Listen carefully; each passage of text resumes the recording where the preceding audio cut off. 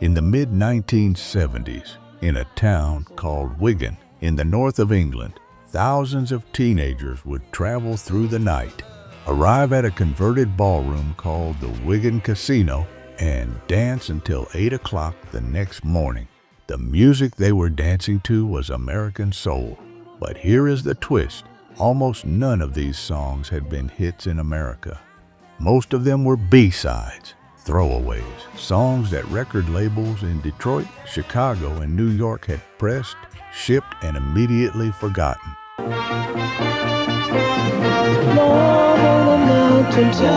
They flopped completely in the United States. Nobody bought them. Nobody played them on the radio.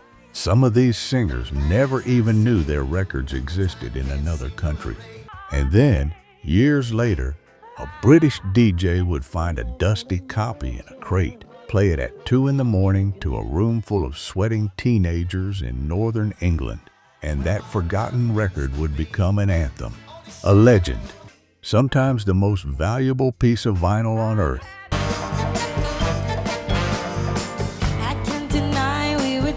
This is the story of 10 American flops that became Northern Soul royalty. 10 artists, no repeats, every song is real and every story is verified. Let's go. Number 10, The Invitations, Skiing in the Snow. Gotta get my gear out. Here's a song that almost nobody in America ever heard, about a subject almost nobody in America cared about, skiing. The Invitations were a doo-wop influenced soul group from New York. In 1965, they recorded a bouncy, horn-driven track called Skiing in the Snow. It came and went. No chart success, no radio play. Just another 45 sitting in a warehouse. But across the Atlantic, something strange happened. Northern Soul DJs picked it up, and the dancers at venues like Wigan Casino fell in love with it. And here's the part that makes this story so fascinating. Many of the people on that dance floor weren't actually thinking about snow at all. The lyrics, repeated again and again, mentioning being high, floating, and not being able to feel the cold, lined up suspiciously well with the amphetamine culture that fueled the all-night dancing scene. Whether the Invitations intended it or not, skiing in the snow became loaded with a completely different meaning thousands of miles from where it was recorded.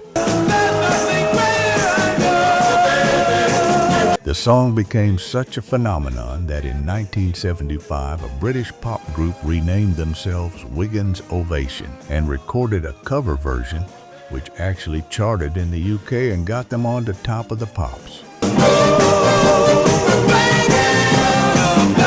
But purists were furious. They called it an embarrassing imitation of the real thing, because for Northern Soul fans, the original Invitations version was sacred.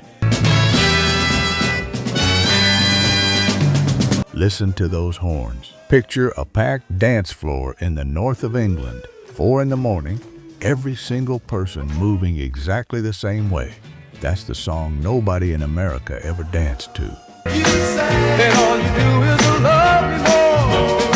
Number 9, R. Dean Taylor, There's a Ghost in My House. This story starts with one simple fact. R. Dean Taylor was one of the only white artists ever signed to Motown. Where our love used to be, he was Canadian, and Motown signed him as much for his songwriting as his singing. By the late 60s, he had become part of an inner circle of Motown writers called the Clan, working alongside the legendary Holland Dozier Holland team. Together, they would go on to write Love Child for Diana Ross and the Supremes, a song that hit #1 in 1968. Ghost in my house. But before any of that, in 1967, Taylor recorded a song he co-wrote with Hollandager Holland called There's a Ghost in My House. It's a heartbreak song with a brilliant metaphor. A man haunted, literally haunted, by the memory of a lover who's gone. The lyrics describe the ghost of her footsteps, the ghost of her laughter, filling an empty house. It was released and it did absolutely nothing. No chart placement in the US, no chart placement in the UK, total silence. Here's where it gets interesting. There's a ghost in my house that I can't... When Northern Soul DJs started playing the record years later at clubs like Wigan Casino and Blackpool Mecca, some of the scene's elitist gatekeepers actually looked down on it because Taylor was white. Northern Soul, in its early days, had an unspoken rule that the singers had to be black. Taylor's other big song, Indiana Wants Me, got the same cold shoulder at first, but the music was simply too good to ignore. There's a Ghost in My House kept getting played, kept filling dance floors until in 1974, 7 years after its original release, Motown re-released it in the UK. This time it hit number 3 on the British charts. A 7-year-old flop suddenly became a top 3 smash purely because of word of mouth on a dance floor. That sharp, stabbing beat, that metaphor about a ghost made of memories. So much more than the day before. Pure Motown songwriting craft, completely ignored by America, completely embraced by Britain.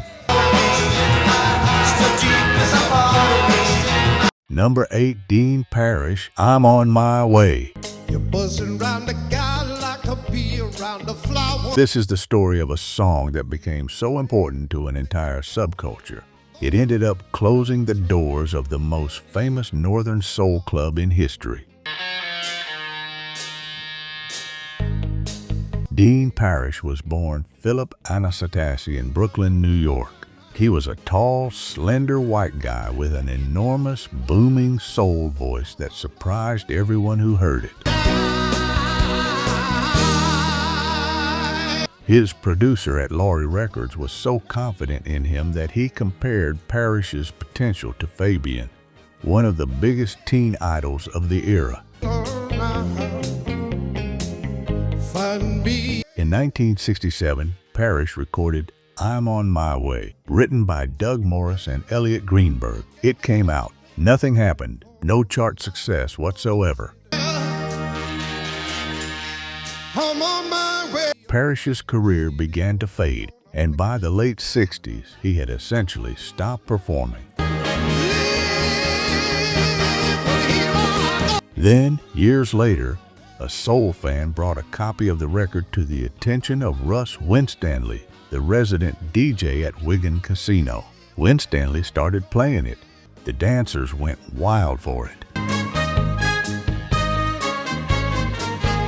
It became one of the most beloved records at the venue, eventually getting re-released in the UK in 1975, where it actually climbed to number 38 on the British charts, 8 years after it first flopped in America.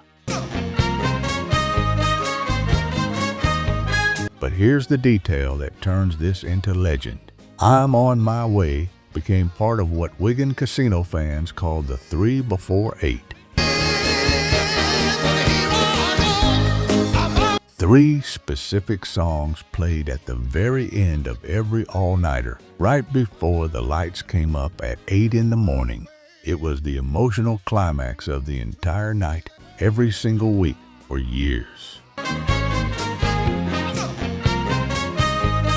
And when Wigan Casino finally closed its doors forever in 1981, after the final all-nighter ever held there, I'm on My Way was the very last song ever played.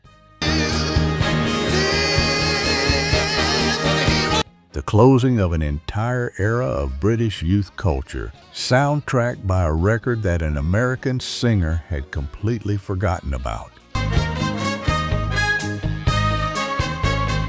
Dean Parrish reportedly had no idea his song had become this important until decades later. Listen to that horn-driven stomp. Then think about thousands of teenagers, arms linked together, dancing to this exact recording as the sun came up over Wigan for the very last time. Listen, 90% of you watching these videos right now ain't subscribed yet. If these stories are blowing your mind, imagine what you're missing. Hit subscribe, turn on that bell, and join the R&B fans who never miss a Groove Lens upload. Number 7, Tobi legend, Time Will Pass You By. This story has a twist that almost nobody knows. The singer didn't even want her name on the record. Her real name was Bessie Grace Gupton, born in Alabama, raised in Detroit, singing in her mother's gospel choir from the age of 9. By the late 60s, she was performing under the name Tobi Lark, working in musical theater, including a run in the show Hair. In 1968, in Detroit, she recorded a song called Time Will Pass You By, written by John Rhys Edens, Nick Zesses, and Dino Fakaris. As far as she was concerned, it was just a demo, a quick session, nothing serious, but Mala Records released it anyway without her permission, and to make it worse, they put it out under a completely different name, Tobi Legend, not Tobi Lark. She was furious. She was quoted a little later saying, and I'm paraphrasing here, that they had the nerve to change her name on a release she never agreed to put out in the first place. For a few years, her anger was completely justified because the record went absolutely nowhere. It failed to chart, it was forgotten. And then, in the early 1970s, it found its way into the rotation at Wigan Casino, and it became one of the songs, one of the 3 before 8, played alongside Dean Parrish's track at the emotional climax of every single all-nighter. The optimistic, soaring lyrics about time passing and love eventually arriving became an anthem for an entire generation of young people in industrial northern England, all dancing to a song its own singer didn't even want released. It is widely considered one of the greatest northern soul records ever made, and the woman singing it spent years not wanting anyone to hear it at all. Number 6, Yvonne Baker, You Didn't Say a Word. I can't deny we were dancing close together. Some northern soul records get remembered for chart positions, re-releases, big stories. This one is remembered simply because of how it feels the moment the needle drops. Yvonne Baker recorded You Didn't Say a Word in 1966 for Parkway Records. It's a song about heartbreak, about a relationship ending, not with an argument, not with a fight, but with silence. The lyrics describe a couple dancing close together, and then, without a word, everything falling apart. In America, this record did nothing. No chart action. It was simply absorbed into the enormous wave of soul singles being released every single week in the mid-60s, most of which vanished within days. But in Britain, the song found an entirely different life. It became one of the most cherished records on the entire Northern Soul scene. Today, it's frequently ranked inside the top 5 Northern Soul records of all time by fans and collectors. One tribute even called it Northern Soul Top 500, number 3. What makes this record special isn't a wild backstory of theft or bootlegging like some of the others on this list. It's purely the music itself, that aching vocal performance from Yvonne Baker. The way the production builds tension and then releases it. It's the kind of record that, when a DJ drops it at 2 in the morning in a packed room, the entire floor changes energy instantly. Listen to the way she delivers that opening line. This is a record that didn't need a dramatic comeback story. The performance alone was enough to make it immortal, 6,000 miles from where it was recorded. Number 5, Linda Jones, The Things I've Been Through, Loving You. This is one of the most heartbreaking stories in all of soul music, and it starts with a voice that critics compared to gospel legend Aretha Franklin's own influences. I've had heartache. Linda Jones was born in Newark, New Jersey, and started singing in her family's gospel group at just 6 years old. By 1967, she had real momentum, scoring her breakout hit Hypnotized for Loma Records, a subsidiary of Warner Brothers. In 1968, she released a single called My Heart Needs a Break. The B-side, tucked away on the flip of the record, was a song called The Things I've Been Through, Loving You. It barely registered. Just another B-side on just another soul single in a crowded marketplace. But that B-side contained one of the most emotionally devastating vocal performances ever captured on record. Swirling strings, a driving tambourine, peaks and troughs in the arrangement that build and release like waves. This press, without at least shedding one tear.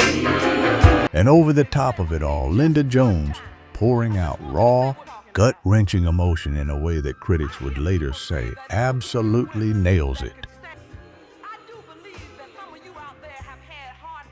Tragically, Linda Jones never got to see what her music would become overseas. In March of 1972, while resting between a matinee and an evening show at the Apollo Theater, she died from complications related to diabetes. She was just 27 years old. I hear people say that it's a weak woman. But in the years that followed, The Things I've Been Through, Loving You became a beloved Northern Soul classic in Britain. Her early death, combined with the sheer power of that gospel-trained voice, turned her into a cult figure. I do believe that some of you out there have had heartaches. British radio legend John Peel became a champion of her music, even though, unlike many other soul singers, she never had a single UK hit while she was alive. And say with me just one time. I just want you to say with me one time. You're hearing a singer many believe could have become one of the greatest soul voices of her generation, on a B-side that almost nobody noticed, until it was too late for her to know. Number 4, Robert Knight, Love on a Mountain Top. Love from the fountain. Robert Knight already had one massive hit before this story even begins. In 1967, his song Everlasting Love had been a real success. But his 1968 follow-up, Love on a Mountaintop, written by the same songwriting team, Buzz Cason and Mac Gaden, barely made a ripple. Making love on a mountain. It got some regional airplay around Philadelphia and Pittsburgh, and that was it. Nationally, in the U.S., it failed to chart at all. But I'm on a mountain. 5 years passed. Then, in 1973, British DJs on the Northern Soul Circuit discovered the record and started spinning it. The reaction was immediate. Dance floors lit up. The song was re-released in the UK on the Monument label in late 1973, and by January of 1974, it had climbed all the way to number 10 on the UK singles chart, spending 16 weeks in the top 40. Here's the kicker. That UK success created a domino effect. The renewed attention prompted a re-release of Everlasting Love as well, which went to number 19 in Britain, and the wave didn't stop there. American artist Carl Carlton released his own cover of Everlasting Love that same year, and it hit number 6 on the US Hot 100 7 years to the week after Robert Knight's original version had peaked. One forgotten regional flop, rediscovered on a British dance floor, ended up resurrecting not one but 2 songs and launching a hit for a completely different artist back in America. As for Robert Knight himself, by the mid-1970s, he had largely stepped away from the music industry. He went on to work as a chemical lab technician at Vanderbilt University.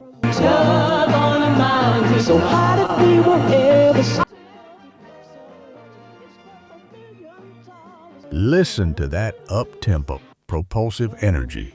It's easy to hear why a room full of dancers in 1973 couldn't resist it, even though American radio had ignored it 5 years earlier.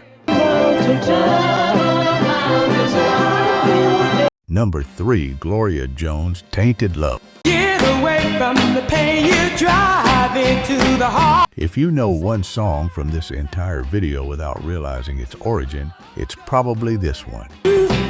Run away, I've got to. In 1964, a young singer named Gloria Jones, born in Cincinnati, Ohio, went into the studio with songwriter and producer Ed Cobb, a former member of the group The Four Preps. Oh, tainted love. Cobb had written a moody, urgent song called Tainted Love. He'd actually tried to give it to a band called the Standells first, but they turned it down. Need love from me to make things right. You need. Gloria Jones recorded it, and the song was buried as the B-side to a single called My Bad Boy's Coming Home, released in 1965. Both sides of that record were commercial flops. Neither charted in the US, neither charted in the UK. It was, by every measure, a failure. For almost a decade, Tainted Love simply did not exist as far as the music industry was concerned. Oh, tainted love. Then, in 1973, a British DJ named Richard Serling was on a trip to the United States and picked up a copy of the old single. He brought it back to England and started playing it at a northern soul club called Vava's in Bolton, and later at Wigan Casino. To hold you tight, and who think love is. The Motown influenced sound, the fast tempo, the horns, the female backing vocals fit perfectly with what northern soul dancers loved.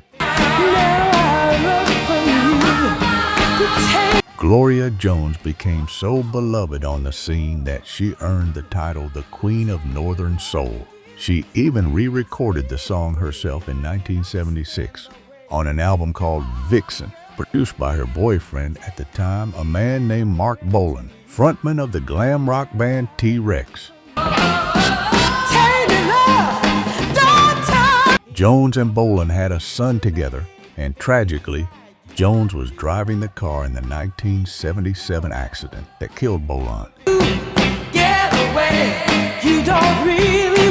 And then in 1981, the British synth-pop duo Soft Cell recorded their own cover of Tainted Love.